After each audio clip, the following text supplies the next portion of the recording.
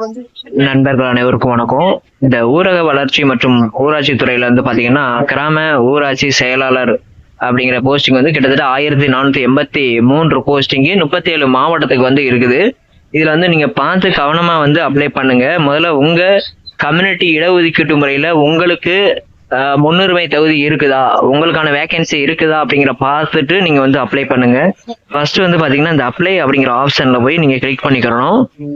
இந்த மாதிரி வந்து ஓப்பன் ஆகும். அதுல ஃபர்ஸ்ட் வந்து விண்ணப்பிக்க விரும்பும் மாவட்டம், நீங்க எந்த மாவட்டம், இப்ப மதுரை மாவட்டம்னா மதுரை மாவட்டத்தை கிளிக் பண்ணிருங்க. காலியிட ஒதுக்கீடு வகையை கிளிக் பண்ணீங்கன்னா அந்த ஆப்ஷன் வந்து ஓப்பன் ஆயிரும்.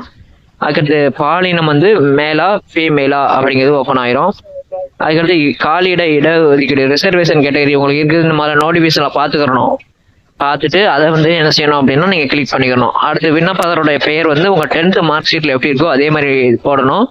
இப்ப சார் நான் வந்து நேம் வந்து சேஞ்ச் பண்ணிருக்கேன் அப்படின்னா நீங்க என்ன செய்யணும் அப்படின்னா உங்களுடைய புது பெயரை வந்து என்ட்ரு பண்ணிருங்க. சரிங்களா? அதுக்கடுத்து தந்தை பாதுகாவலர் பெயர் போட்டிருக்கலாம். இதுல வந்து அப்பா பேர் தான் போடணும்.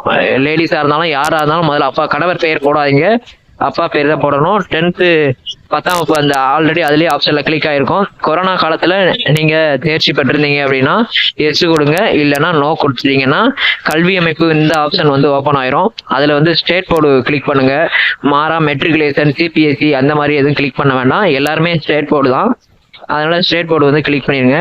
நீங்க 10th வந்து எப்ப பாஸ் பண்ணீங்க அப்படிங்கறத உங்க மார்க் ஆப்ஷன் இருக்குல்ல அது பக்கத்துல இருக்கும். சரிங்களா? மார்க் ஆப்ஷன் இருக்குல்ல, எவ்வளவு டோட்டல் மார்க் எடுத்தீங்களோ அதுல மா பா கூ அப்படின்னு போட்டிருக்கோம். சரிங்களா? அது பக்கத்துல 6/2021 அந்த மாதிரி ஆப்ஷன் மாதிரி இருக்கும், அதை போடுங்க. அதுக்கடுத்து பாத்தீங்கன்னா மதிப்பெண் சான்றிதழோட நகல் வந்து கலர்ல டவுன்லோட் பண்ற மாதிரி இருக்கும். டவுன்லோட் பண்ணி அப்லோட் பண்ணிருங்க. அந்த 10th மார்க் ஷீட் நேர டாப்ல சீரியல் நம்பர்னு போட்டிருக்கோம், அந்த நம்பரை தான் என்டர் பண்ணணும். ரிஜிஸ்டர் வந்து மார்க் கீழே பக்கத்துல இருக்கும் அந்த நம்பரை போட்டக்கூடாது, மேல டாப்லயே சீரியல் நம்பர் வந்து இருக்கும். அடுத்து என்ன கம்யூனிட்டி அப்படிங்கிற ஆப்ஷனையும் நீங்க வந்து கிளிக் பண்ணிருங்க. மதம் வந்து உங்களுடைய எந்த மதம் அப்படிங்கிறத கிளிக் பண்ணிருங்க. உங்க ஜாதியோட உட்பிரிவை போட்டுருங்க. 16வது பார்த்தா நோ, நீங்க எக்ஸர்வீஸ்மெண்ட் கிடையாது அதனால நோ கொடுத்துருங்க. 17 ஆதரவற்ற விதவை அப்படின்னா எஸ் கொடுங்க. மாற்றுத்திறனாளினா எஸ் கொடுங்க, இல்லைன்னா நோ கொடுத்துருங்க. குடும்ப ரேஷன் கார்டு நம்பர் கொடுத்துருங்க. சார் இப்பதான் நான் ரேஷன் கார்டு அப்ளை பண்ணிக்கன்னா அந்த ரேஷன் கார்டு நியூ அப்ளை பண்ணும்போது ஒரு குறியீட்டு நம்பர் கொடுத்துருப்பாங்களா அந்த நம்பரை வந்து என்ட்ரு பண்ணிருங்க. பிறந்த தேதி உங்க டேட் ஆஃப் பர்த் வந்து என்ட்ரு பண்ணிருங்க. உங்க சொந்த மாவட்டத்தை என்ட்ரு பண்ணிருங்க. மொபைல் நம்பர் வந்து உங்க நம்பரை கொடுங்க, உங்க வீட்டுக்கார நம்பரோ இல்லை உங்க அண்ணன் தம்பி அப்படின்னு நம்பரை கொடுத்தீங்கன்னா ஓடிபி போகும்போது ரொம்ப சிரமமா இருக்கும். அதனால உங்க நம்பரை வந்து நீங்க கொடுக்க பாருங்க. இமெயில் ஐடி எஸ் கொடுங்க, ஒரு ஆப்ஷன் வந்து ஓப்பன் ஆயிரும். அதுல உங்க இமெயில் அட்ரஸ் கொடுங்க. வேற யாராவது தெரியாதவங்க மெயில் அட்ரஸ் கொடுக்காதீங்க. அடுத்து 1ஆம் வகுப்புல இருந்து நீங்க 8ஆம் வகுப்பு வரையா தமிழ் பிஎஸ்டி படிச்சிருந்தீங்க அப்படின்னா தமிழ்ல படிச்சிருந்தீங்கன்னா எஸ் கொடுங்க. சரிங்களா? 1ஆம் வகுப்பு முதல் 8ஆம் வகுப்பு வரை கண்டிப்பா இந்த ஊடால கேப்ல பாதியா படிச்சோன்னா அதெல்லாம் கிடையாது. 1ல இருந்து 8ஆம் வகுப்பு வரை. அடுத்து உங்களோட அட்ரஸ் வந்து ஆதார் கார்டுல எப்படி இருக்கோ அதே மாதிரி கொடுத்துருங்க. உங்க பின்கோட் நம்பர் கொடுத்துருங்க. உங்க ஜாதி சான்றிதழ், அதுக்கடுத்து போட்டோ, அந்த கையெழுத்து இதெல்லாம் கொடுத்து இந்த டிக் ஆப்ஷன்ல எல்லாம் எல்லாமே நீங்க டிக் பண்ணிருங்க. டிக் பண்ணிட்டு இந்த கேப்சா 30-795 இருக்குல்ல கேப்சாவை வந்து என்டர் பண்ணிட்டீங்க அப்படின்னா நெக்ஸ்ட் வந்து பாத்தீங்கன்னா உங்க மொபைலுக்கு வந்து அந்த ஓடிபி நம்பரையும் இந்த கேப்சா 618574 அப்படிங்கிற மாதிரி இந்த இதை கொடுத்து இந்த வெரிஃபை அப்படிங்கிற கிரீன் கலர்ல உள்ள அந்த இதை கிளிக் பண்ணிட்டீங்க அப்படின்னா அது வந்து என்ன செய்யும் அப்படின்னா வெரிஃபை வந்து ஆயிரும். சரிங்களா? இந்த மாதிரி வந்துடும். அது ஓடிபி வெரிஃபிகேஷன் இந்த மாதிரி உங்க டீட்டெயில்ஸ் எல்லாமே இந்த மாதிரி உங்களுக்கு வந்து அப்ளிகேஷன் வந்து காமிச்சிடும்.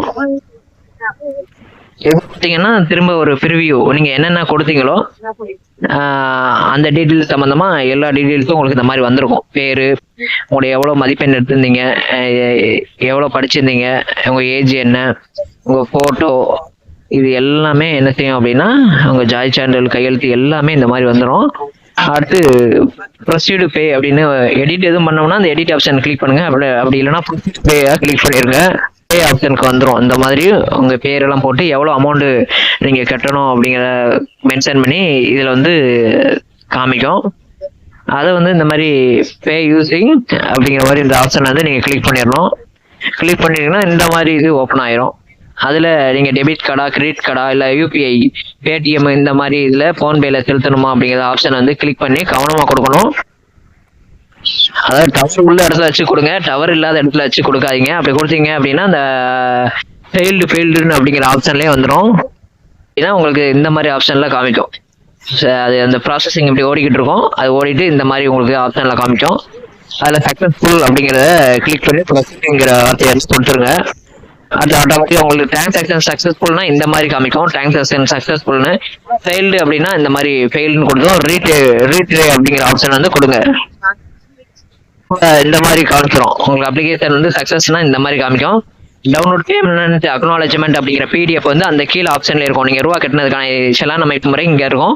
இதை கிளிக் பண்ணி நீங்க டவுன்லோட் பண்ணிக்கலாம். இல்ல பிடிஎஃப் வேணும்னாலும் நீங்க என்ன செய்யலாம் அப்படின்னா இந்த ஆப்ஷனை கொடுத்து கிளிக் பண்ணிக்கலாம் நீங்க. சரிங்களா? உங்களுடைய பேமெண்ட் டீடைல்ஸ் வந்து டவுன்லோட் பண்ணீங்கன்னா இந்த மாதிரி தான் வரும். சரிங்களா? எவ்வளவு அமௌண்ட் கட்டியிருக்கீங்க அப்படி வரும். கடைசி ஃபைனலா உங்க இதை வந்து நீங்க பாத்துக்கலாம். உங்க அப்ளிகேஷன் வந்து பாத்தீங்கன்னா எல்லாமே இந்த மாதிரி வந்துடும். டவுன்லோட் ஆப்ஷன் காமிக்கும், ப்ரொசீட் பே இந்த மாதிரி ஆப்ஷன் எல்லாமே உங்களுக்கு என்ன செய்யும் அப்படின்னா காமிக்கும். அது எல்லாம் சக்சஸ்ஃபுல்லா ஆயிடுச்சு அப்படின்னா நீங்க ஒரு பிரிண்ட் அவுட் போட்டு எடுத்து வச்சுக்கோங்க. வேற ஏதாவது உங்களோட டவுட் இருந்தது அப்படின்னா கமெண்ட் பாக்ஸ்ல கமெண்ட் பண்ணுங்க. கூடிய விரைவில் இந்த கிராம ஊராட்சி செயலாளருக்கு வந்து பாத்தீங்க அப்படின்னா நம்ம வந்து வீடியோ போடுவோம் டெய்லி. இன்று இரவு 8 மணி முதல் நம்ம வந்து வீடியோ வந்து போடுவோம். கிராம ஊராட்சி செயலாளருக்கு என்னென்ன பொறுப்பெல்லாம் இருக்கும், எந்த மாதிரி வேலை இருக்கும் அப்படிங்கிற எல்லா டீட்டெயில்ஸும் வீடியோ வந்து நம்ம அப்லோட் பண்ணுவோம். தொடர்ந்து இந்த சேனலை பாருங்க. உங்க ஃப்ரெண்ட்ஸுகளுக்கும் அதை ஷேர் பண்ணிடுங்க. நன்றி, வணக்கம்.